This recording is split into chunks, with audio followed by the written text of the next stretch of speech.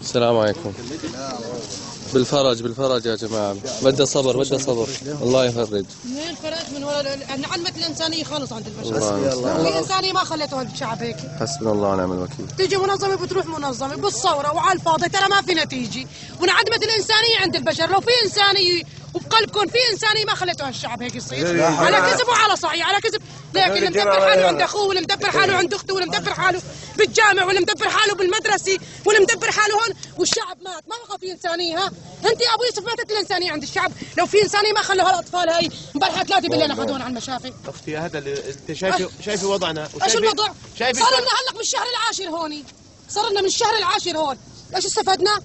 شو اللي جبتوا له الشعب؟ ايش هو؟ الصبر الصبر وين الصبر هلق بهالثلج؟ ليك الله عم يزت علينا الصبر.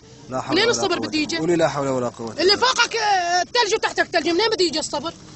العالم ماتت. داب قلبها. امبارح 3 شالوها من هون على المشافي، ما بقى في انسانيه. حسبنا الله ونعم الوكيل. وين حقوق الانسان؟ وين منظمه حقوق الانسان؟ وين الحيوان عم تعملوا له حقوق؟ الحيوان عم بيقولوا حقوق الحيوان، وين نسيت البشر وحقوق الحيوان؟ هلا غطوا العصفور بيقولوا لك يا حرام قتلوه. وين حقوق الحيوان؟ نسيتوا البشر؟ يا بدنا نروح لتحت الضرب عند العرصه بشار الاسد، يا ما هوني بدنا نضل تحت الثلج. بقى لا القتل اهون، بلكي بنقول هداك يا ربي قدر يا اخي، ما بنعرف ايمتى بنموت. الله المستعان، يا ربي يا ربي فرجك. ماشي يا حجي ماشي. صوتك وصل حجي، وصل صوتك.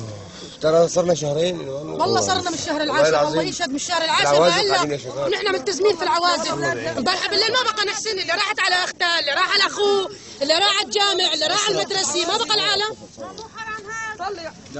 حسبنا الله ونعم الوكيل. عم يموتوا الاولاد، عم يموتوا. انا بقول لك حقوق الانسان، وين حقوق الانسان؟ ما ضل في انسانيه خالص. البرد ما تنبيها حليب النسوان لاولادها. لا حول ولا قوة الا بالله. يا رب دخيلك، يا رب فرج علينا يا رب.